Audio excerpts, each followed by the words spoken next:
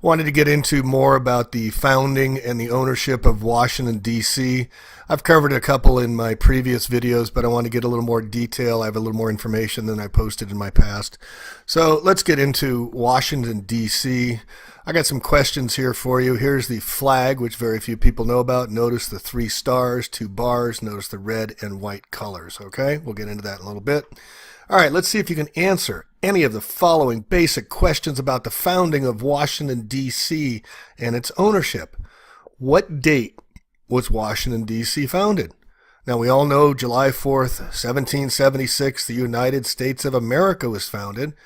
But what date was the president that holds the president, the Supreme Court, and Congress that makes the laws and runs the United States of America and all its states, and we pay our taxes to? Come on, folks, what date? Anybody? Didn't think so. Why was Washington, D.C. founded? What was the reason for forming the federal government? And you can get into the Federalist Papers and all that, but what I'm more looking for is the reason for creating the legal framework around Washington, D.C. Okay, here's an easy one. Washington, D.C. was in the state of Maryland. What city in Maryland was it before it became Washington, D.C.? And then who donated the land that became Washington, D.C.? I'll give you a hint. He was the richest man in the United States at the time. And what major university was founded 6 months before and what was to become Washington, D.C.? And who donated that land? All right, who is the White House named after? It's not named because it's pick-colored white. That is not true.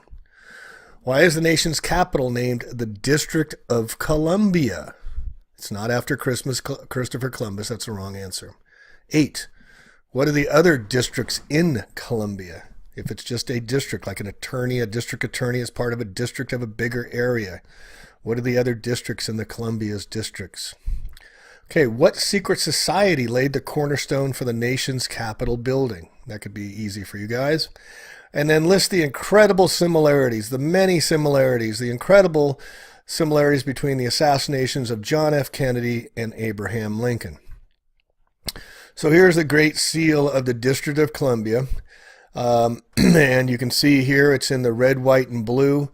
You have a wreath here, and you have the man squaring. His feet are squaring the circle here. There's your Freemason sign. Here's the 2-ball cane. And here's the fasces that he's holding in the other hand. Fasces, 2-ball cane, circle, squaring with his feet, all Freemasonic symbolism. As I said, the red, white, and blue. And here's Persephone, we'll get into a little bit later. Here's the shining hill that Ronald Reagan was talking about, the Golden Hills on this side. And you look at this thing right here, folks, next to the big shining. And what is this right here? I'll get into it in a minute, but look at that with little vapor trails it looks like coming off. Here's the red, white, and blue eagle holding in its mouth something. The dress, I guess, of Persephone, and she's got her tablet of codes. Imagine that's the commandments. Now look over here, folks. This looks like the state capitol, and look, it's behind an underwater, or a big tidal wave seems to be coming over here. Very strange. And look on the grass in front. Those are spiders or something creepy. It's crawling, it looks like, towards the Senate building, the White House, US Capitol, with water rising behind it. Here's the date, 1871, I'm giving out of when it was founded. And then it says, Justitia Omnibus. You can read it one of 2 ways. It means just everyone, or it means just us on the bus. All right, so what date was Washington, D.C. founded? Well, on July 9th, 1790, Congress passed the Residence Acts, which approved the creation for the foundation of Washington, D.C. But an Organic Act of 1871 on February 23rd repealed the individual charters of Washington and Georgetown and created a new territorial government for the whole District of Columbia. So the District of Columbia Organic Act of 1801, officially an act concerning the District of Columbia, it was formerly placed the District of Columbia under the control of the United States Congress. Now, isn't this interesting in that it's just Congress, the President, and the Supreme Court that are basically in the District of Columbia, Washington, D.C. So they got the hens or the foxes ruling the hen house. The Congress is overseeing themselves. Isn't that cool? All right, so there's 3 city-states. That's why they have 3 bars here on the the three stars, excuse me, they represent the trilaterals, which we'll get into in a little bit. But the trilaterals is the City of London, the Vatican, and Washington, D.C. These are three separate city-states and belong to no other nation, pay no taxes. They have their own separate laws, flags, police, mayors, and post offices. The United States of America does not have control of the federal government. Congress oversees the federal government. This is where your federal taxes go, folks. It's another subject. All right, so the Constitution for the District of Columbia operates under Roman law under Lex Fori, which bears no resemblance to the U.S. Constitution. In 1871, it created a separate corporation known as capitalized the United States. And you need a Roman Latin dictionary to understand the words and its meanings. But I refer you to the United States Code, note the capitalization, indicating the corporation, not the republic. Title 28, 3002, Section 15, A, B, and C. It is stated unequivocally that the capital letters United States is a corporation. The Treasonous Act of the 41st Congress allowed the District of Columbia to operate as a corporation outside of the original Constitution of the United States and outside the best interests of the American citizens. The President presides over the U.S. corporation. Notice USA in capital letters. That's why they have a board of directors, a treasurer, a secretary. It's set up exactly like a corporation. If you look at the word president, it has the word resident in between. Res means to reside, a property or thing, and ident is for identification. A capital P is the principal. So it's the principal of the thing identified, and that's what they consider us, as part of their corporation. That's why we're on our citizenships. It is so anyway, so let's get on here. It's capitalization is significant. If you question that at all, you remember Bill Clinton in 1999 getting in front of a federal grand jury and said it depends on what the definition of is. That's what his argument was between oral and vaginal sex with Monica Lewinsky in front of a federal grand jury. This lawyer, Bill Clinton, argued it depends on what the word is, and of course they let him off, and it goes on from there. So in the 1871 was to create an entirely new document, and the kind of government they created was a corporation, folks. So what we need to understand is that the corporation is about keeping us on our fictitious characters and our straw man, which we'll get into at another time. So our currency and court systems are still based on Roman Latin law. This is why we need a Latin dictionary. Very few can even tell you what the word Latin means. We have Latin America, and very few Latinos can even tell you what the word Latin means. Our money, or one-eye system of exchange, as you see on the back of the dollar bill, was created their first SQV trust by Pope Boniface VII in 1306. He made himself the trustee of Jesus Christ holdings on earth, including the reaping of all lands and souls. These three trusts, these SQV trusts were set up in the 1300s and early 1400s. You can look them up. The Roman Pontifex Trust, the Unum Sanctum Trust, under the SQVs, and we're still under these trusts today. A bar is a bar attorney registered to the British Accredited Registry. All United States attorneys, if they practice in U.S. courts, a corporation is a court, they must be registered under the bar. So they're registered under the City of London, practicing law in the United States. If you're a bar member, you're registered under the Crown, and also the registration papers for the corporation is in Puerto Rico. Also, the laws are under maritime law. This is why we go into court. We go on our citizenship, our partnership, relationship, ownership, membership, leadership, friendship. We enter through the docket that's opened by a bailiff. Okay, it's all based on monetary. They've controlled the days of our money system since the days of Alexandria and Cleopatra. This is why we have a river bank and our currency holding our deposit slips in liquid and frozen assets. And the name of the Vatican Church is the Holy See. Okay, and they look at us as human resources. We're just chattel or cattle in the eyes of the law. And your birth certificate was created in 1927, and it's your mother's surname that's used on the document. The hospital is paid by the government to register. Regis means crown, stir means to enroll you at birth. So you came down your water canal and they put your foot on the landmark, so you signed the contract, and they securitized your debt against the debt that was created in bankruptcy in 1933 that we've never gotten out of. The bankers needed collateral. They created the birth certificate. All of us that get registered at the hospital are securitized collateral against the obligated debt held by the banksters of the U.S. government ever since World War I. It's never been paid off. Now, how many of you, what was the name of the city in Maryland before it came Washington, D.C.? The name of the city was Rome, Maryland, folks. And here you see on both sides of their new birthing in Rome, Maryland, is the Virgin Mary. It's Virginia and Maryland on both sides of Rome, Maryland. This was what the Vatican called the New Jerusalem they were creating. And so they put the Virgin Mary of their new birthing on each side. The land today, known as District of Columbia, bore the name Rome, Maryland in the 1663 property records. The Potomac River that bordered Rome on the south was called the Tiber River, just like in Rome, folks. They had 7 hills as well. There's 7 hills in Washington, D.C. The Capitol Hill, Meridian Hill, Floral Hill, Forest, Hillbrook, Hillcrest, and Knox Hill. Now, in biblical prophecy, at the end of which city of the 7 hills will be destroyed? Will this be Rome or Washington?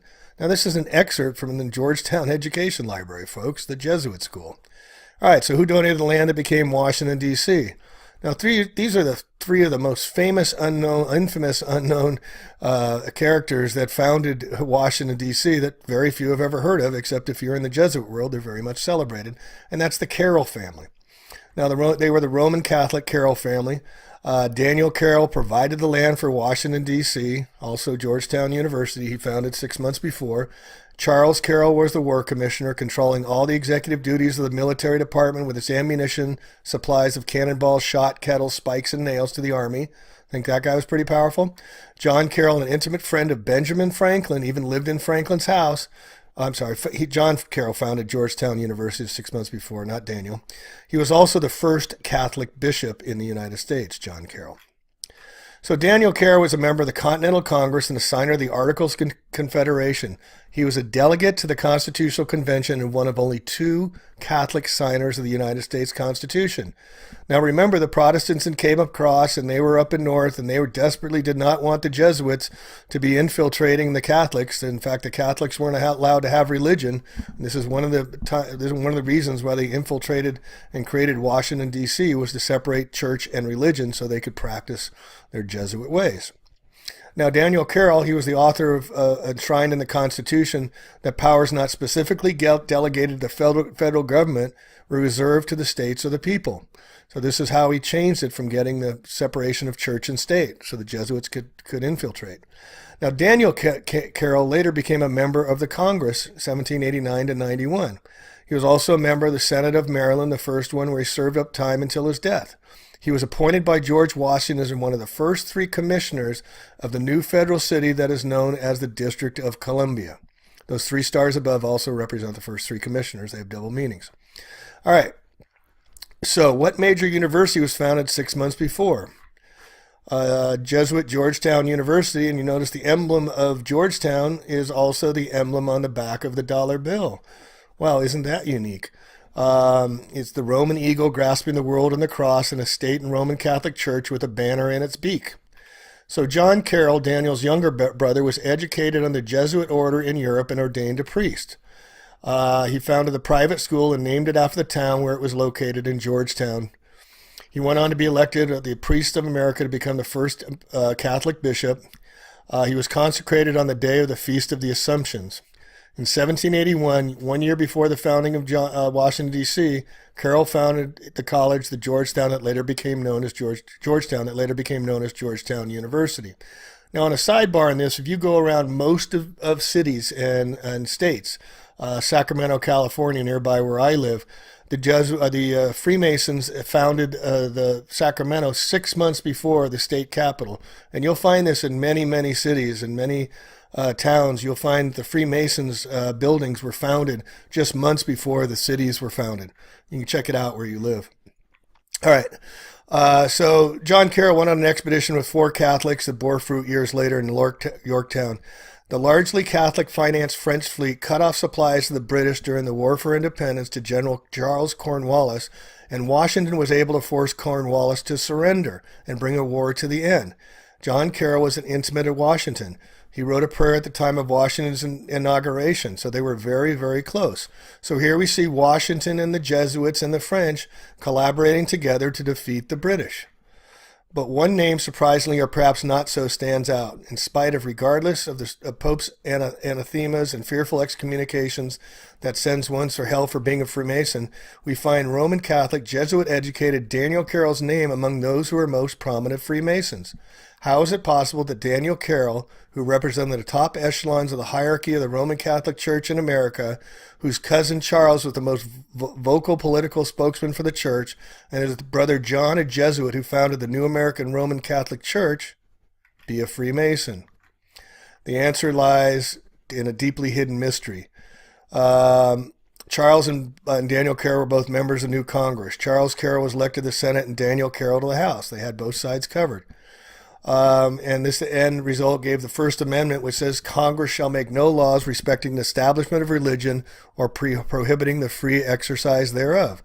This was the day of great glory for the Carrolls in the Roman Catholic Church, as they were allowed to infiltrate with their religions. It was called their great work. It was also allowed Rome to function and flourish in America. Now, the Carrolls and Freemasons who were influencing the forming of the new American government brought into existence in year 1789, 13 years, there's that number, after independence was declared, okay? We find a very conspicuous correlation between the launching of the American government and the founding of the American Catholic Church hierarchy.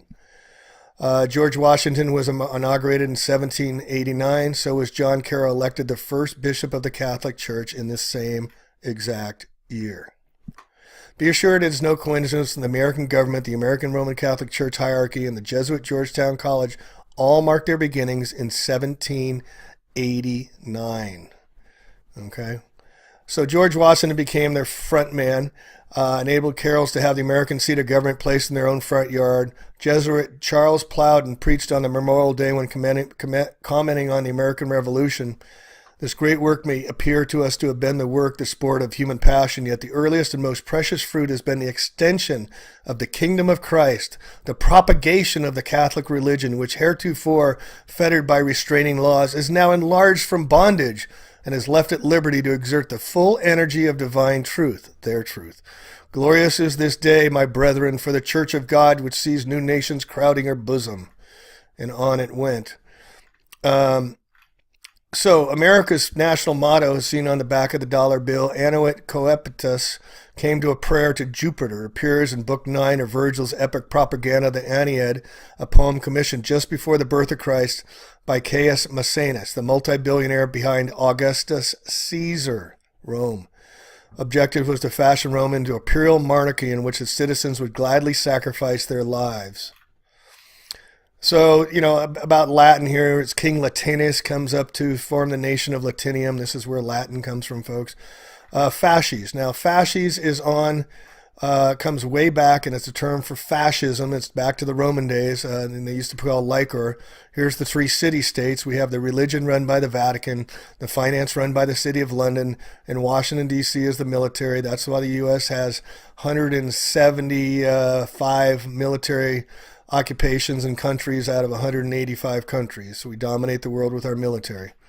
So I want to get into fasces here. Now you notice these sticks on each side where the president is speaking in the Capitol building.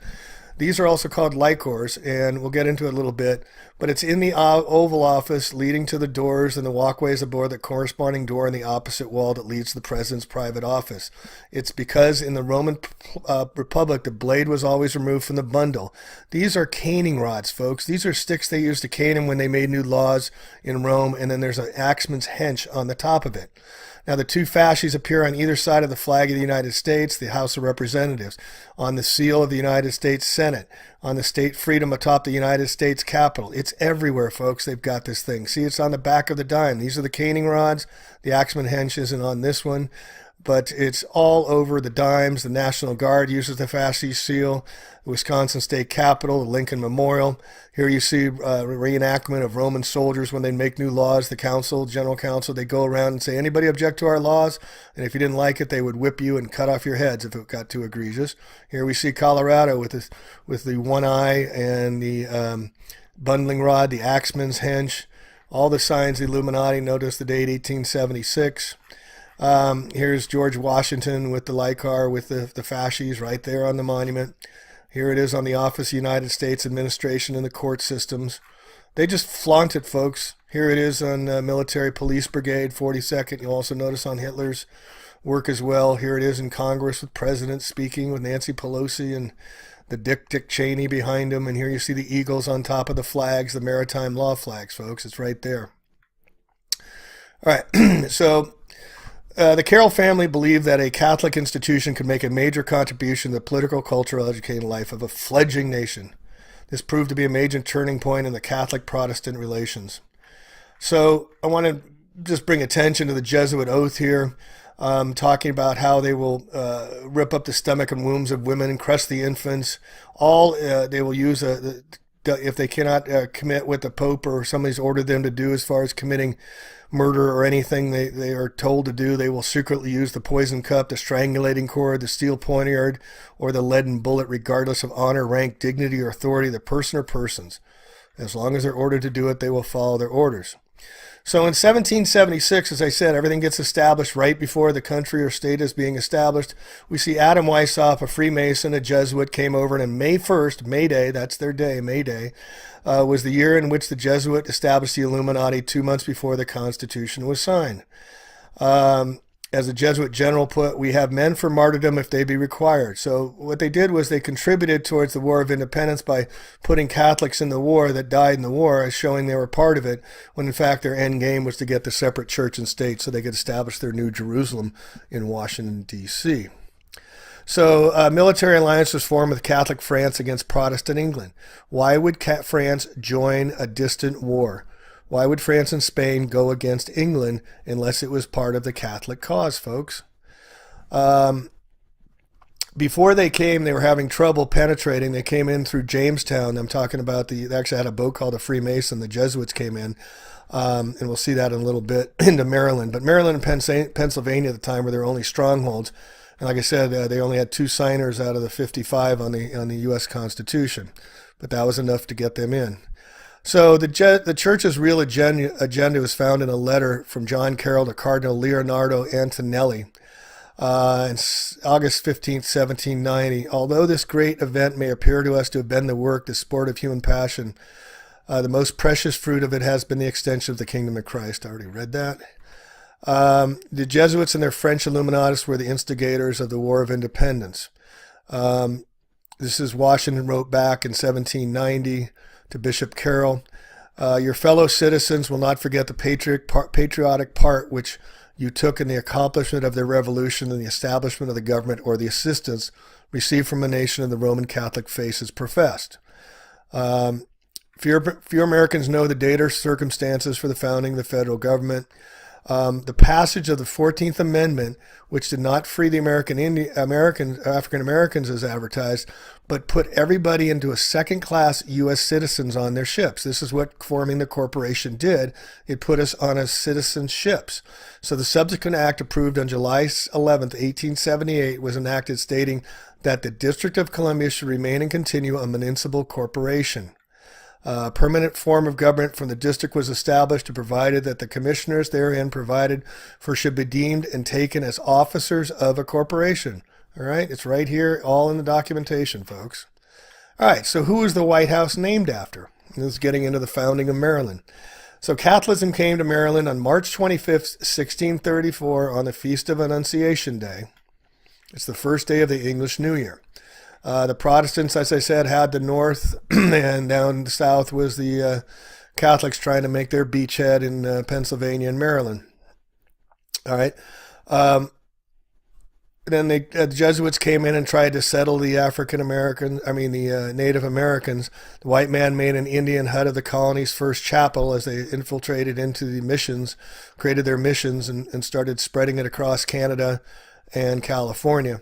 Yet this small group of men in Maryland they're referring to laid stronger foundations for Catholicism in America than did the Spanish in California or the French in Canada.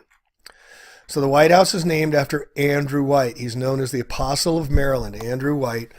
He founded St. Mary's in Maryland and returned to England to die years later.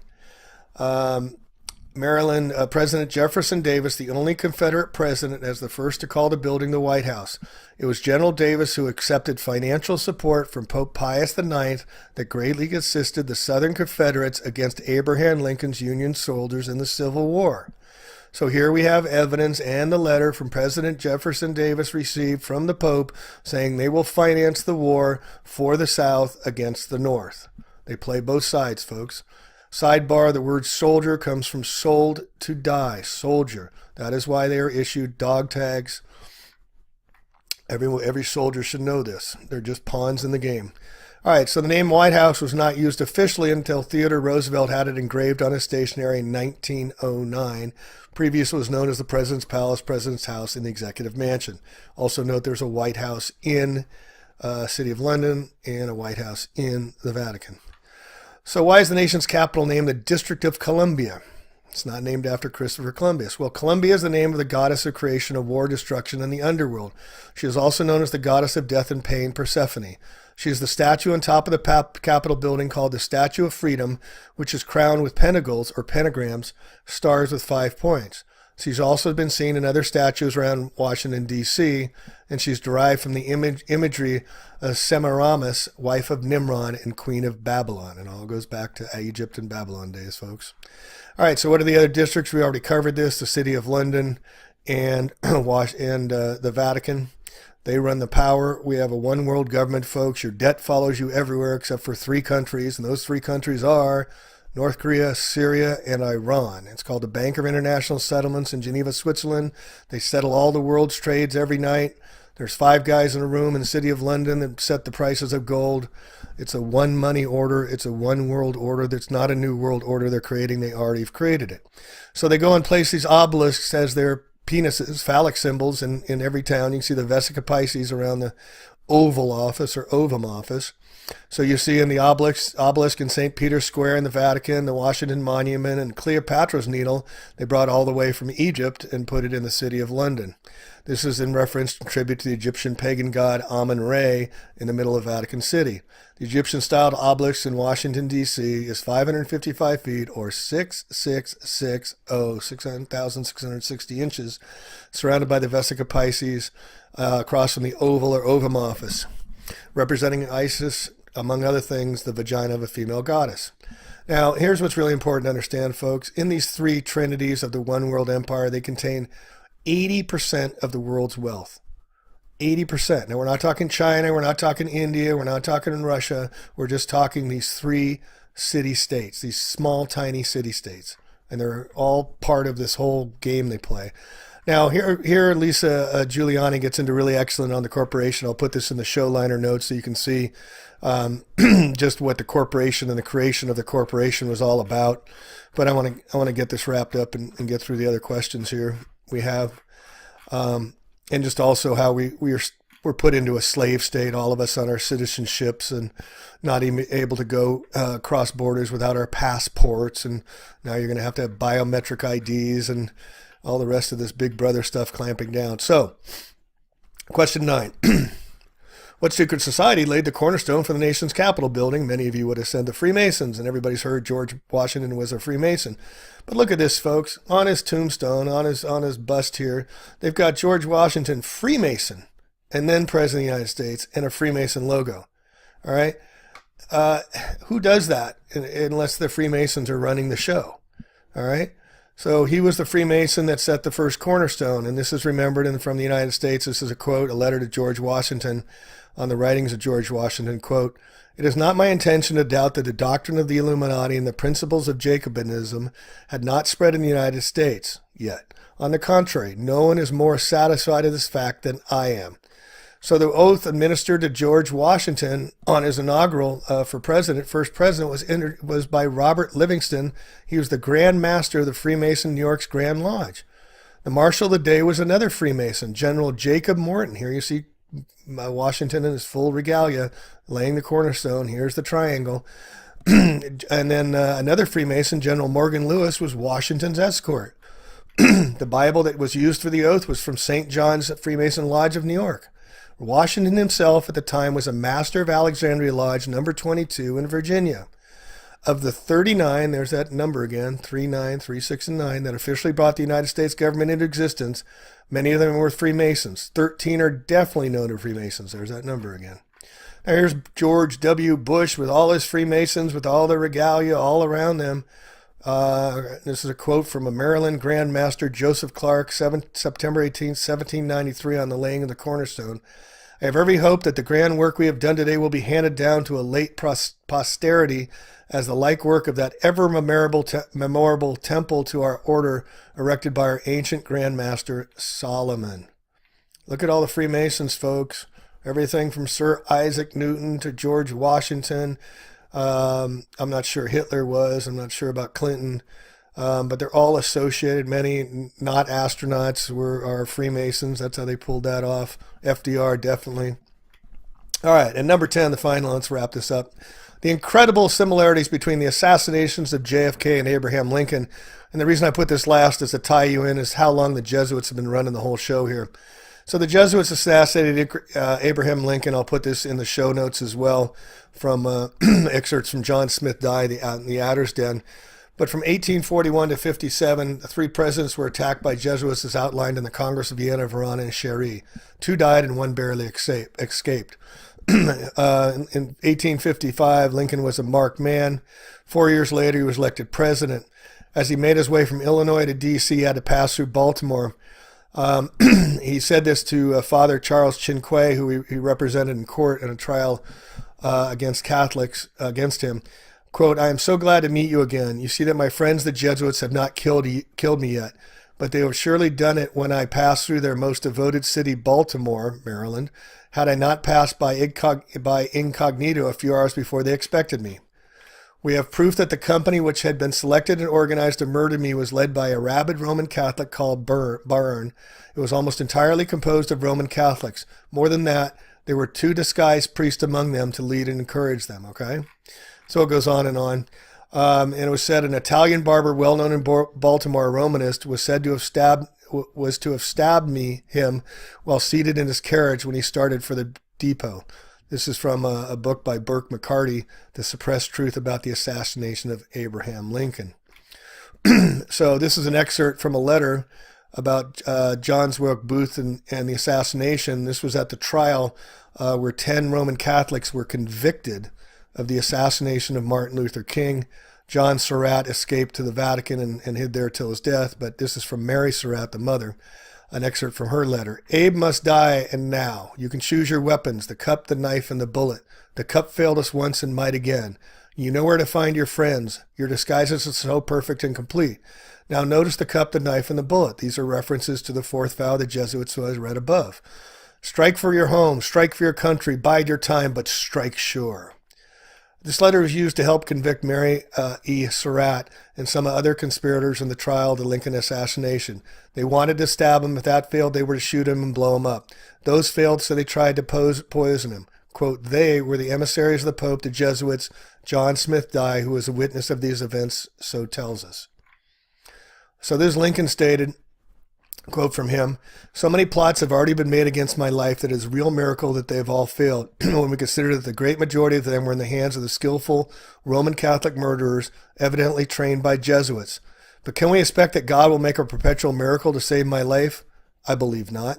The Jesuits are so expert in these deeds of blood that Henry the Ninth or the Fourth said it was impossible to escape him, and he became their victim, though he did all that he could to be done to protect himself. My escape from their hands since the letter of the Pope to Jeff Davis has sharpened the million of daggers to pierce my breast would be more than a miracle. And here you see Pope Francis when he came out a couple years ago and spoke in Philadelphia. He used Abraham Lincoln's lectern to do it. This is how they mock us, folks, and throw it all in our face. All right, so you can read about it more. I'll put all this in the show notes and what. But just to wrap it up, here's the trial of the Surratts, and this is Mary Surratt being hanged on July 7th, 1865. Roman Catholics murdered John F. Kennedy and murdered Abraham Lincoln. Here's the Confederate flag with the keys and the Vatican symbol inside of it. Here's the Pope Francis sitting in front of this hideous, whatever this is, terrible, devil, evil-looking thing that he presides over in his dragon chambers. want to wrap it up with the incredible similarities of the assassinations of JFK and Lincoln. Now, Abraham Lincoln was elected to Congress in 1846. Kennedy was elected to Congress in 1946. Oscar, stop. 3, 2, 1, go. All right, so I just want to wrap it up with the incredible similarities of the assassinations of JFK and Lincoln. Lincoln was elected to Congress in 1846, Kennedy Congress 1946. Lincoln was elected president 1860, Kennedy 1960.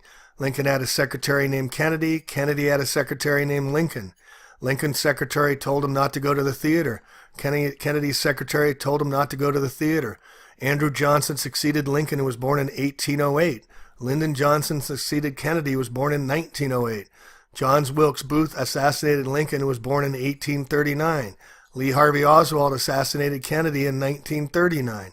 Lincoln was shot at a theater named Ford. Kennedy was shot in a car named Lincoln, made by the car company Ford. A week before Lincoln was shot, he was in Monroe, Maryland. A week before Kennedy was shot, he was with Marilyn Monroe. Lincoln was shot in a theater and the assassin ran to the warehouse. Kennedy was shot from the warehouse and the assassin ran into a theater. Both were killed and presidentially followed by Southerners. Both were shot in the head and on a Friday. Both assassins had 3 names. Both names comprised 15 letters. Booth and Oswald were assassinated before their trials. You can't make this stuff up, folks. All right, that's all I got for now. Thanks for listening. This is A Plain Truth Out. We'll catch you in the next video. Please pass this on. Share the gift of truth with all your friends, family, and loved ones. Peace out.